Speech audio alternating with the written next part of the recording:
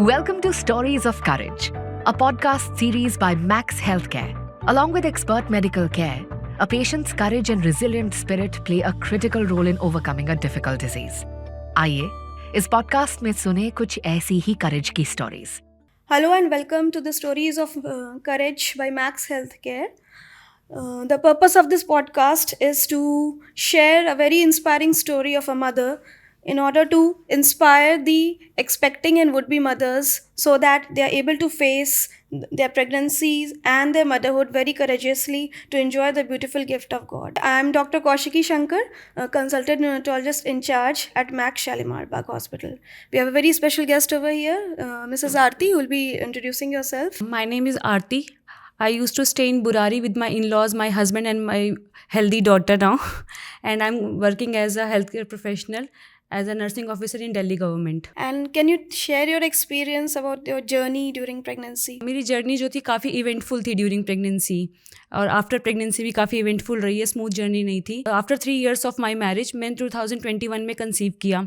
4 months of my pregnancy was smooth. In जनवरी मेरे को कोविड हो गया, मैं मैक्स में एडमिट हुई. मेरा स्टे 7 days का था. फिर जनवरी से ही, मतलब जब मेरे को कोविड हुआ उसके बाद से मेरे को मल्टीपल एपिसोड्स ऑफ यूटीआईज थे. मतलब बार बार एक का ट्रीटमेंट होता था, सेकंड यूटीआई, सेकंड का ट्रीटमेंट और थर्ड यूटीआई, वो चीज़ रही. फिर डॉक्टर अंकिता चांदना जो मेरे गायनेकोलॉजिस्ट थे, उन्होंने सर्क्लाज प्लान किया था बिकॉज ऑफ ट्विन प्रेगनेंसी की वजह से उन्होंने प्रीटर्म लेबर ना हो जाए, इसलिए उन्होंने सर्क्लाज प्लान किया था, जो कोविड की वजह से डिले हो गया. बट 2 Feb को उन्होंने सर्क्लाज किया. सर उसमें भी उनका स्टे था कि उन्होंने बोला था नेक्स्ट डे डिस्चार्ज होंगे, बट वो स्टे भी एक्सटेंड होकर 12 days का हो गया बिकॉज ऑफ फ्यू कॉम्प्लिकेशंस इन सर्क्लाज. उस टाइम पे भी प्रीटर्म लेबर का मतलब चांस हो गया था. उस टाइम पे भी काफ़ी डर लगा था कि अब मिलेंगे, क्योंकि 21 weeks ऑफ जेस्टेशन में मेरा सर्क्लाज हुआ था. तो उस टाइम पे भी मुझे काफ़ी डर लगा था कि मुझे बेबीज़ मिलेंगे या नहीं मिलेंगे, पर वो सब कुछ फेज़ निकल गया. फिर मार्च में मेरा होली के नेक्स्ट डे अल्ट्रासाउंड के लिए बुलाया था, पर अल्ट्रासाउंड में मेरा जो कलर डॉपलर था वो थोड़ा सा डीरेंज था, मतलब एक बेबी के पास ब्लड फ्लो नहीं पहुंच रहा था. उन्होंने बोला कि एडमिट करेंगे और मॉनिटरिंग पे रखेंगे, अगर डिटोरिएट होता है तो आपको ऑपरेशन के लिए, सिजेरियन के लिए लेंगे. नेक्स्ट डे उन्होंने अल्ट्रासाउंड किया, एक बेबी डिटोरिएट हो रहा था. 20 मार्च को उन्होंने सिजेरियन करके डिलीवरी करवाई. जिस टाइम पे मुझे पता लगा था कि नेक्स्ट, मतलब अब मेरी सिजेरियन के लिए लेके जा रहे हैं, मेरे को काउंसलिंग के लिए आए थे आपके निक्कू से, डॉक्टर अदिति आए थे मेरी काउंसलिंग के लिए. उन्होंने समझाया था उस, मतलब सही बता रही हूँ मैम, 8 weeks थे, और जो हमने पढ़ा हुआ है उसके अकॉर्डिंग 28 weeks में ही सर्वाइवल स्टार्ट होता है. बेबी का जस्ट बॉर्डर लाइन पे थे हम, कि मुझे बहुत डर लग रहा था उस टाइम पे कि बेबीज़ मेरे को मिलेंगे कि नहीं मिलेंगे, एक भी मिलेगा कि नहीं मिलेगा. तो हमने सर्च करना भी शुरू कर दिया था कि दिल्ली में बेस्ट निक्कू कहाँ पे हैं, मतलब हम कहाँ जा सकते हैं अपने बेबीज़ के लिए, क्योंकि मेरे को 3 साल के बाद कंसीव हुआ था. पर आफ्टर काउंसलिंग, जब डॉक्टर अदिति ने हमारी काउंसलिंग की, उन्होंने हमें ये भी बताया कि उनके पास एक बेबी है जो कि 560 grams का है, जो जेस्टेशन में मेरी बेटी से भी छोटे थे, मतलब 26 weeks के थे वो बेबी. तो मेरे को लगा कि जब वो सर्वाइव कर सकता है तो मेरे बेबीज़ भी सर्वाइव कर सकते हैं. We are at right place. तो उस 20 मार्च को मेरी डिलीवरी हुई. उस टाइम पे भी बहुत एंशियस, बहुत स्ट्रेस था मेरे को जब ओटी में लेके जा रहे थे. पर जैसे ही मेरे बेटीज़ मतलब पैदा हुई, उन्होंने इमीडिएट क्राई किया था दोनों बेटीज़ ने. तो मेरे को मतलब सारा स्ट्रेस गायब हो गया, एकदम से हैप्पीनेस आ गई थी मेरे अंदर. मतलब सडनली मूड चेंज हुआ था मेरा उस टाइम पे, क्योंकि ओटी में भी बोल रहे थे मदर बहुत एंशियस है, कुछ मतलब सेडेट करने के लिए. पर जैसे ही मेरे को क्राई सुनाई दिया, मेरी दोनों बेटियों ने इमीडिएट क्राई किया था, तो मेरे को बहुत खुशी हुई, मतलब कि हाँ मेरे दोनों बच्चे हैं और ठीक है. मुझे नहीं पता कि बेटी हैं बेटे हैं, पर दोनों ठीक हैं, दोनों हैं. फिर मैंने दिखाने के लिए भी बोला, पर उन्होंने बोला इन्हें निक्कू की ज़्यादा ज़रूरत है. उन्होंने निक्कू शिफ्ट कर दिया बेबी को और मुझे वार्ड में.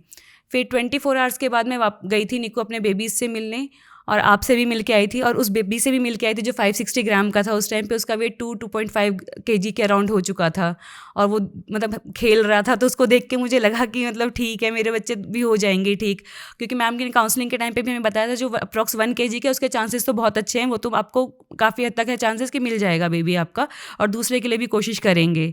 मैं दोनों से मिल के आई थी. सारा स्टाफ मेरी छोटी वाली बेटे पे ही लगा हुआ था. जब मैं निक्कू में आई उस टाइम पे सब उसी की उसमें लगे हुए थे, मतलब वो उसमें थी, इंक्यूबेटर में थी, और सारा स्टाफ उसी के आसपास खड़ा रहता था जब भी मैं निक्कू में आती थी. मतलब डिलीवरी के नेक्स्ट डे से मैंने निक्कू आना शुरू कर दिया था. और फिर 3rd day जो भी हुआ, मतलब एक बेटी मेरी नहीं रही, पर मेरी जो दूसरी बेटी थी उसके लिए हम प्रेयर कर रहे थे, मैम आते थे, बोलते थे कि बैठो यहाँ पे, इसको देखो, इससे बातें करो, इससे आपका मिल्क प्रोडक्शन भी बढ़ेगा, बॉन्डिंग भी बढ़ेगी और उसको पॉजिटिविटी भी मिलेगी बेटी को। और डॉक्टर भव्या थे, उन्होंने हमें म्यूज़िक थेरेपी के बारे में भी बताया कि उसके पास आप म्यूज़िक चला के रखो, बेबी का जो ब्रेन होता है वो डेवलपिंग स्टेज में होता है, उसका दिमाग ये मॉनिटर पे नहीं जाएगा, जो वहाँ पे मॉनिटर्स लगे हुए हैं उसके बीप बीप पे नहीं जाएगा, वो म्यूज़िक में रहेगा, उसका दिमाग, तो ब्रेन डेवलपमेंट अच्छे से होगा। तो हमने एक रेडियो रखा हुआ था उसके पास, 2 महीने तक वो नॉन स्टॉप बज रहा था रेडियो। यहाँ से स्टाफ जब घर जाता था उनको वही म्यूज़िक सुनाई देता था क्योंकि वो नॉन स्टॉप बजता था। अच्छा, any special gesture by somebody during pregnancy that made you feel happy? हम जब भी कॉल करें घर से इंस्टेंट रिस्पांस मिलता था हमें। मतलब मैं सुबह आती थी यहाँ से और शाम को जाती थी 9-10 बजे, और घर जाने के बाद भी हम कॉल करके स्टेटस पता करते थे अपनी बेटी का। और मतलब ऐसा नहीं है कि कोई फ़ोन पिक नहीं कर रहा है या बोल रहे हैं अभी तो आप गए थे, वो इंस्टेंट रिप्लाई मिलता था, इंस्टेंट स्टेटस पता लगता था बेटी का। और एक बार मैम वो शुगर मेरी बेटी की हाइक आई थी तो आपने सारे इन्वेस्टिगेशंस भिजवा दिए थे, तो मेरे को लगा चलो कुछ भी चीज़ निगलेक्ट नहीं होगी, ये सब चीज़ कवर हो रही है यहाँ पे। पहली बार कैसा लगा जब बेटी को गोदी में लिया? मैम मेरी बेटी को मैंने गोद में लिया होगा अराउंड 6th डे, जब उसकी लाइन्स आउट हो गई थी फॉर KMC। उस टाइम पे वो बहुत ही छोटी थी, वो 1 kg की भी नहीं हुई थी उस टाइम तक भी, और उसकी बहुत सारी ट्यूबिंग्स अटैच थी, मतलब OG फीड के लिए अलग, वेंटी की ट्यूबिंग्स अलग। तो उसको उठाने में मुझे बहुत डर लग रहा था कि ऐसे मेरे हाथ से ना गिर जाए या कोई ट्यूब डिटैच ना हो जाए या उसको ऑक्सीजन सप्लाई ना रुक जाए। पर वहाँ पे स्टाफ था जो मुझे हेल्प कर रहा था। मतलब वो फीलिंग मैं एक्सप्लेन नहीं कर सकती वर्ड्स में, जो फीलिंग मुझे उस वक्त थी, जो मैंने अपनी बेटी को फर्स्ट टाइम लिया था, KMC के लिए लिया था मैंने उसको।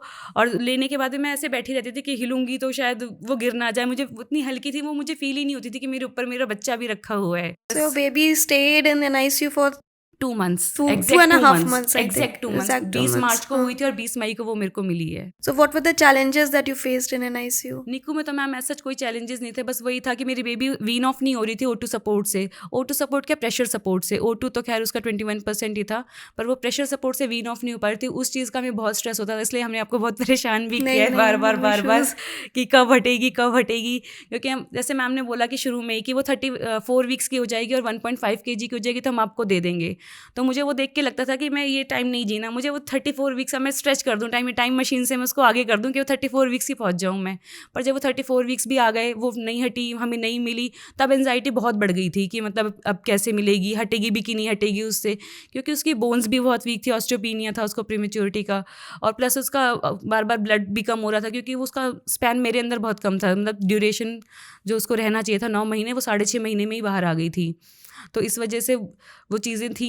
पर वो धीरे धीरे 37 वीक्स पे हमें वो 3 हफ्ते, मतलब 34 वीक्स होने के बाद हमारा पेशेंस ख़त्म होने लग गया था कि मैम को परेशान करने हमने ज़्यादा शुरू कर दिया था कि अब दे दो, कब कपड़े खरीदे उसके लिए, अब ले लें। So during that period, what support did you receive from your family, from the doctors and the staff of Max and ICU?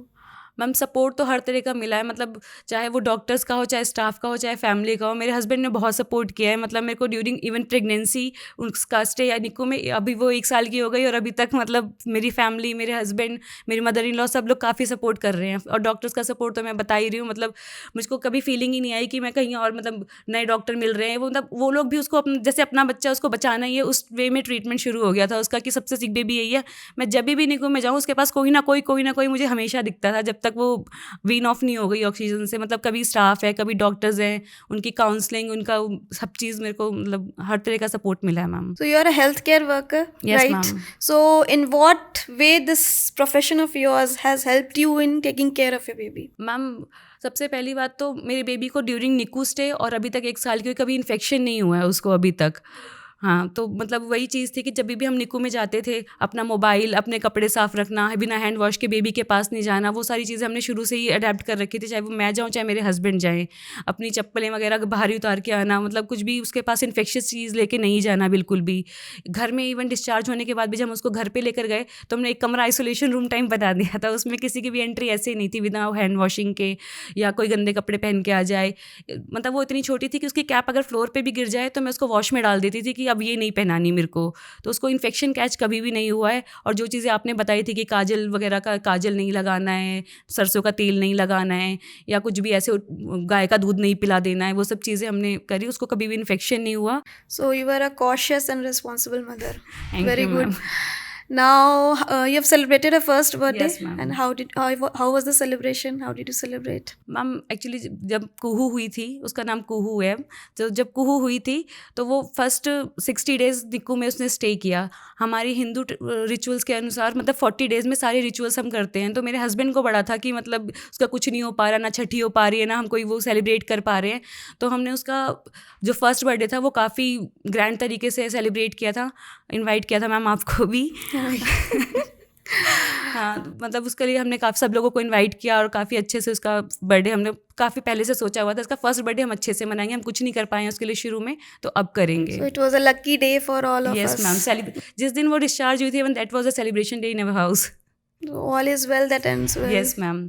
Then how has this experience of yours, so many ups and downs, Yes, changed ma'am. your perspective towards life, love and a family?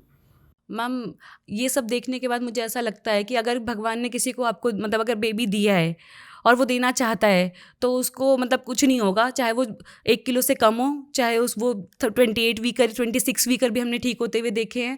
तो मतलब अगर आपको कुछ मिला है भगवान की तरफ से गिफ्ट तो वो आपको मिलेगा। उसके लिए आप सिर्फ प्रेयर करो और पॉजिटिविटी सेंड करो उसको। आप नेगेटिव होगे तो बच्चे पे नेगेटिविटी जाएगी। आप सिर्फ पॉजिटिव रखो, अपने डॉक्टर पे ट्रस्ट करो, अपने मतलब भगवान पे ट्रस्ट करो और जो मतलब आपको मिलना है वो आपको मिलेगा। So patience is a virtue, isn't it? Yes ma'am, बस do your best and leave the rest. Aarti, can you tell us something about Kangaroo Mother Care? Yes ma'am, kangaroo mother care मैंने अपनी बेटी की start की थी 6 या 7th day से, जब उसकी लाइंस आउट हो गई थी, जब source of infection basically out हो गया था। तब वो वेंटिलेटर पे थी, मैम वो उस पे थी, नॉन इन्वेजिव वेंटिलेशन पे थी। NIV पे थी। तब हमने शुरू किया था और उसको मतलब मुझे एक्सप्लेन किया गया था कि मिनिमम 1 आवर तो रखना है बेबी को, क्योंकि बार बार रखने उठाने से उसको ठंड लग सकती है, मतलब वो हीट मतलब बॉडी का टेम्परेचर रेगुलेट नहीं होगा। तो सेंटर ऑफ द बॉडी पे रखना था, उसको देखते रहना था कि वो ब्रीथ कर रही है या नहीं कर रही है, और आई कॉन्टैक्ट बना करके उसको अपने आप से अपनी अब गर्मी बेबी को देनी थी बेसिकली। और साफ़ क्लोथ होने चाहिए खुद के। पर मेरी बेटी को पसीना बहुत आता था, मैं मैम को बार बार बोलती थी उसको स्वेटिंग हो रही है बहुत ज़्यादा, तो मैम बोलते थे कि टिश्यू रख के उसका वाइप करके वापस रख लो उसको, और अगर ब्रीदिंग रुकती है या कुछ ऐसा लगता है तो बीच में लेके चेक करके फिर से वापस रख लो। तो एक दिन में कितने घंटे कर लेते थे KMC? मैम बीच बीच में उसको फीड के लिए हटाना पड़ता था मेरे को, और मैं स्टार्टिंग में तो 3-4 घंटे करती थी, बाद में फिर 5-7 घंटे 8 घंटे तक शुरू हो गया था। घर ले जाने के बाद ज़्यादा ड्यूरेशन हो गई थी। राइट। तो तुम्हें क्या बेनिफिट्स उसमें ऑब्जर्व किया तुमने तो ड्यूरिंग मैम KMC? उसका टेम्परेचर रेगुलेशन बेबी का, और दूसरा वेट गेन, और दूसरा जब मैं इसको रखती थी तो उसके मतलब मेरी बेटी को टैकीकार्डिया बार बार हो जाता था, उसका मॉनिटर हम देखते थे। पर जब रखे रहो तो उस टाइम पे उसकी हार्ट रिदम थोड़ी मेंटेन चलती थी, तो वो चीज़ थी। 3-4 फ़ायदे थे उसके, और प्लस बॉन्डिंग जो मेरी उसके साथ बनती जा रही थी, उसको लेके बैठते रहे पूरे दिन से। और डायरेक्टली ब्रेस्ट फीडिंग कब स्टार्ट किया? डायरेक्टली ब्रेस्ट फीडिंग तो मैम 2 महीने मतलब डिस्चार्ज होने के 1 हफ्ता पहले, उससे पहले NNS स्टार्ट किया था, पर डायरेक्ट ब्रेस्ट फीडिंग उसके डिस्चार्ज होने के 1 वीक पहले ही, मतलब दोनों कप फीडिंग और ब्रेस्ट फीडिंग मिक्सचर स्टार्ट किया था कि पहले पिला के फिर खाली करके फिर से पिलाने के लिए। राइट। आपने अपना काफ़ी टाइम मिल्क एक्सप्रेस करने में भी यस मैम, लगाया EBM है ना? EBM पे वो काफ़ी टाइम तक भी थी। घर पे जाने के बाद भी मेरे को EBM देना पड़ता था क्योंकि वो ठीक से सक नहीं करती थी, तो वो काफ़ी And that is the painful most था। important thing. Express breast milk is the most important thing that is important in the survival of these preterms. 28 weeks की थी जब born हुई थी, है ना? 28 वीक, एग्जैक्ट 28 हाँ, वीक्स। तो ये बहुत इंपॉर्टेंट होता है बेबी के ब्रेन के डेवलपमेंट के लिए, फीड टॉलरेंस, ठीक है, प्रिवेंशन ऑफ सेप्सिस, इन्फेक्शन। इसको तो मदर मिल्क ही मिला है काफ़ी तो time. That was very good on your part. बहुत मदर्स पेशेंस लूज कर जाती हैं तो हम उनको इनकरेज करते हैं, but this is very important. Expression of milk is very important, right? इसके लिए तो आप फर्स्ट डे से ही, जब से मैं आने लगी थी निकू में, तब से ही आप बताते थे कि इसके पास बैठने से मिल्क प्रोडक्शन बढ़ेगा या कुछ टैबलेट्स अवॉइड करने से मिल्क प्रोडक्शन बढ़ेगा। What other challenges did you face? It is not, I know it is not a very smooth journey. There were a lot of frustration or like things like that. तो हमेशा एक positive attitude रखना चाहिए था जो आपने रखा, but फिर भी फ्रस्ट्रेशन नहीं, एंजाइटी बहुत ज़्यादा हो जाती है जब आपका बेबी आपको नहीं मिलता काफ़ी टाइम तक, तो आपको एक एंजाइटी होने लगती है। फ्रस्ट्रेशन नहीं, फ्रस्ट्रेशन होती है तो गॉड से होती है कि भैया वाई मी, कि मेरे साथ ही क्यों। पर ठीक है, एंड में मेरे पास एक हेल्दी हैप्पी बेबी है, तो वो पार्ट ठीक है, पर चैलेंजेस मैम, प्रेगनेंसी भी मेरी चैलेंजफुल थी और वो निकू स्टे भी चैलेंज था। प्रेगनेंसी में कोविड हो जाना, फिर मल्टीपल यूटीआईज होना। COVID itself was a very stressful yes period for ma'am, everyone. Pregnancy वैसे खुद से एक वैसी जर्नी है कि भैया मुझे ना दवाई खानी है ना कुछ चाहिए, और उसमें आपको कोविड हो जाता है जिसमें आपको एंटीबायोटिक्स लगते हैं, फिर आपको यूटीआईज होते हैं, फिर आपको एंटीबायोटिक्स मिलते हैं, फिर आपके लीवर में कोलिसिस्टाइटिस हो जाता है, फिर आपको मेडिसिन पे डाल दिया जाता है, फिर आपका सर्कलाज होता है जो इन्फेक्ट हो जाता है, आपको फिर से एंटीबायोटिक्स लगते हैं। जो चीज़ आप अवॉइड कर रहे हो, छोटी सी पीसीएम भी आप अवॉइड करते हो प्रेगनेंसी में, और मेरे को मल्टीपल एंटीबायोटिक के डोज मिल रहे थे। तो वो मेरे लिए काफ़ी स्ट्रेसफुल होता था कि जब भी एक नई एंटीबायोटिक शुरू होती थी कि मेरे बेबी को कैसे अफेक्ट करेगी, वो ठीक तो रहेंगे। पर ठीक है, वो सेफ हैंड्स थे कि वो देख के देते थे कि कौन सी एंटीबायोटिक देनी है जो बेबी को अफेक्ट ना करे, तो इसलिए ठीक है। You can share some of the happy days in an हम ICU. हैप्पी डेज तो वही होते थे जब हम एंटर करें आईसीयू में और बेबी जो है वो वीन ऑफ मिले मुझे ऑक्सीजन से, मतलब एक लेवल नीचे। अभी उसका कैनला चेंज हो गया, पर्पल से येलो पे आ गई है, या मतलब एनआईवी से वो हाई फ्लो पे चली गई, हाई फ्लो से उसका कैनला चेंज हो रहा है। वो हम जाते हुए देखते थे कि मतलब उसका वो मॉनिटर कैसा चल रहा है और कौन सा कैनला है और किस पे है वो मतलब मूवमेंट जिस दिन उसका पूरे तरह से ऑक्सीजन हट गया था, वो मैं एक्सप्रेस नहीं कर सकती कि मतलब इतनी खुशी हुई थी कि हाँ अब वो ठीक है। उसके बाद आपने 48 आवर्स या 2 दिन ही रखा था उसको अपने पास, और हमें सुबह फ़ोन आता है कि आज आपका बेबी डिस्चार्ज हो रहा है। So that was a surprise for you. Yes ma'am, सुबह सुबह हम हॉस्पिटल आने के लिए निकलने ही वाले थे कि वहाँ पे फ़ोन आया हॉस्पिटल से कि आज हम उसकी छुट्टी कर रहे हैं, उसकी रिपोर्ट सारी नॉर्मल है। तो वो सरप्राइज़ और वो खुशी, मतलब हम घर को तैयारियां शुरू हो गई थी घर में सेलिब्रेशन की, घर को डेकोरेट करना शुरू कर दिया, साफ़ सफाइयाँ शुरू हो गई कि बेबी आ रहा है, हल्का सा भी इन्फेक्शन या धूल मिट्टी नहीं होनी चाहिए। तो वो मोमेंट्स अभी भी मतलब 20 मई वो आने ही वाला है। So Aarti, we'll be celebrating Mother's Day on 12th of May. A very happy Mother's Day to you. You're a very courageous mother and a so big source of inspiration for would-be mothers, right? So how did you? It was such a difficult journey. How did you gather the spirit, the stamina? There's a lot of physical stress as well as mental stress. So what did you do? मेरे लिए भी आसान नहीं था। I know it was not easy, but you cooperated a lot with doctors and nursing staff, है ना, obeyed them. नहीं, मेरी फैमिली ने बहुत सपोर्ट किया इस चीज़ में मेरे को। मेरे हस्बैंड बोलते थे कि लोगों के पास तो एक ही होता है, अगर वो भी चला जाता है, हमारे पास तो 2 थे, एक अभी है, उसके लिए करना है, उसके लिए सब कुछ करना है। मतलब एक लॉस के बाद काफ़ी वो हो गया था मेरे साथ। तो मतलब मैं तो अभी भी 1 साल हो गया उस बात को, पर मैं इस बारे में बात नहीं कर पाती अभी भी।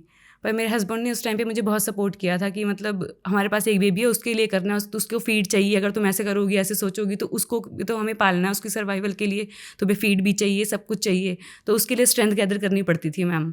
अभी भी है कि उसको देख करके हमें अपने आप स्ट्रेंथ आ जाती है कि अब वो खेलती हुई दिखती है जब हमें, तो अपने आप लगता है कि चलो सब जो हुआ उसको भूल जाओ, अब हमारे पास एक हेल्दी और हैप्पी बेबी है। वो मोस्ट इंपॉर्टेंट थिंग है। उसमें मेरी फैमिली, मेरे हस्बैंड, मेरे पापा, मेरी मदर इन लॉ, सब ने बहुत सपोर्ट किया। मतलब पूरी फैमिली साथ में थी। हम सुबह निकल आते थे, रात को घर पे जाते थे।